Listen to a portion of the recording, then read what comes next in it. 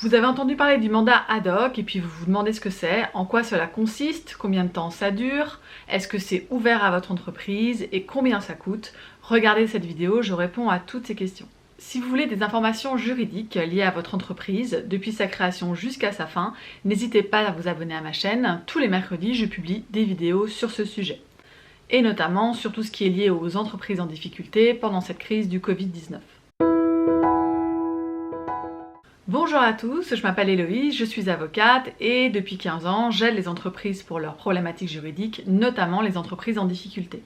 Alors, en quoi consiste un mandat ad hoc? Un mandat ad hoc, tout comme la procédure de conciliation, c'est ce qu'on appelle des procédures amiables. En fait, concrètement, c'est pas compliqué, ça consiste en fait à nommer une personne qui va négocier vos dettes pour vous, dans le but d'obtenir des délais de paiement ou éventuellement des remises de dettes, afin que vous puissiez sortir votre entreprise de ses difficultés financières. Vous allez choisir ce négociateur, alors vous n'allez pas le choisir au hasard, en général ce sont soit des avocats, soit des mandataires judiciaires, et vous allez donner mandat à cette personne pour qu'elle négocie les dettes pour vous. C'est pour ça qu'on appelle ça un mandat ad hoc, c'est vous donner un mandat à une personne pour qu'elle négocie des dettes pour vous. Le choix de ce mandataire est validé par le tribunal de commerce ou le tribunal de grande instance en fonction du type d'entreprise que vous êtes. En fait, si vous êtes artisan ou commerçant, c'est le tribunal de commerce qui va valider ce choix. Ou si vous êtes profession libérale ou prestataire de services, en tout cas si vous n'êtes ni artisan ni commerçant, c'est le tribunal de grande instance. Le tribunal va également encadrer la procédure, c'est-à-dire qu'à l'issue du mandat, en général, le mandataire écrit un rapport qu'il envoie au tribunal et le tribunal valide. Le tribunal va également contrôler les honoraires du négociateur. Le principal avantage de cette procédure, c'est qu'elle est complètement confidentielle.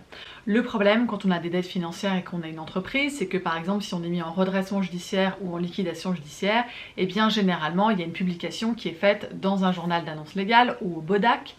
Et dans ces cas-là, c'est vrai que c'est un petit peu compliqué de continuer à faire des affaires, puisqu'en principe, tout le monde est en capacité de savoir si on a des difficultés. L'avantage du mandat ad hoc, comme de la conciliation dont j'ai parlé la semaine dernière, c'est que c'est complètement confidentiel.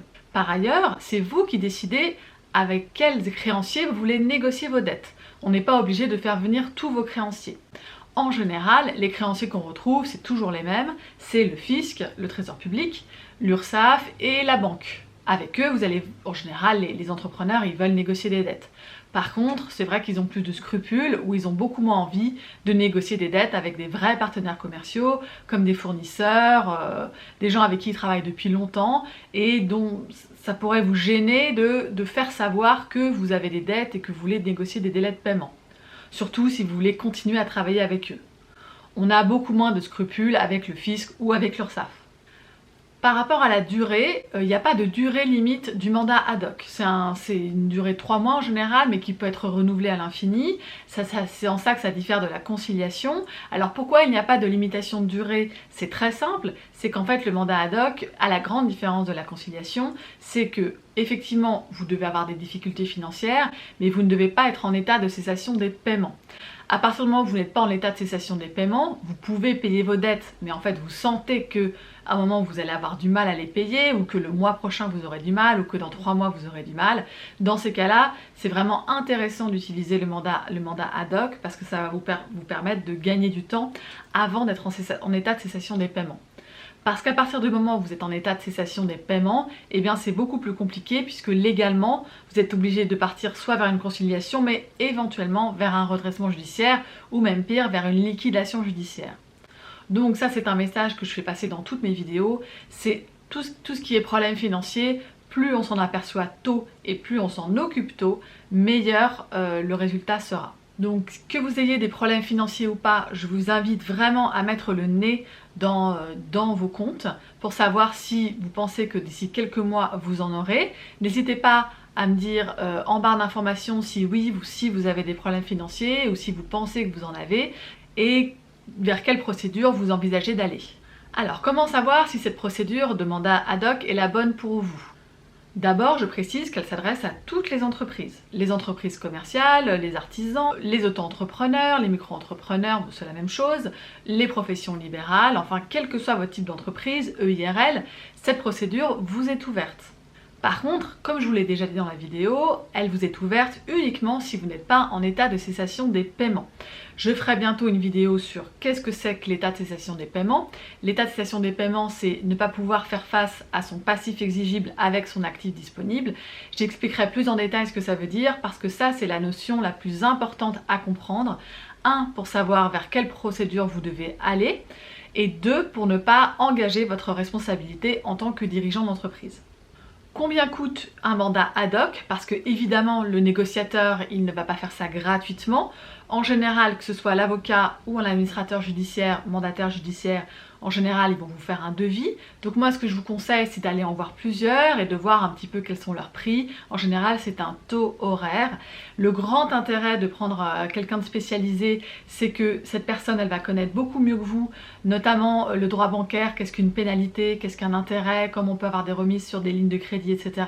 C'est un petit peu technique. Au niveau émotionnel, c'est la même chose. C'est beaucoup plus facile quand on a une tierce personne qui négocie pour vous plutôt que quand on négocie soi-même. Parce que c'est pour ça qu'on prend des avocats quand on a un procès. C'est que d'un point de vue psychologique et émotif, c'est beaucoup plus compliqué. Encore une fois, c'est une procédure qui a 60% de succès, donc c'est vraiment une procédure intéressante.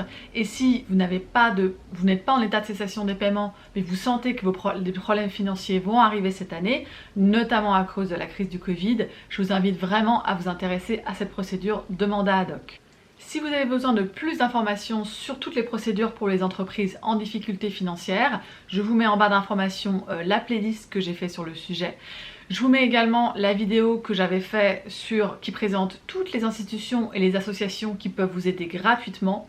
Et puis enfin, je vous mets le lien vers les téléconsultations que je fais via Zoom sur toutes ces problématiques. Je vous mets tout en dessous de la vidéo. Si cette vidéo vous a été utile, eh bien n'hésitez pas à mettre un pouce bleu, n'hésitez pas non plus à vous abonner parce que je vais publier un certain nombre de vidéos sur ces problématiques, et puis n'hésitez pas à la partager avec vos amis entrepreneurs. Je vous dis à la semaine prochaine, au revoir.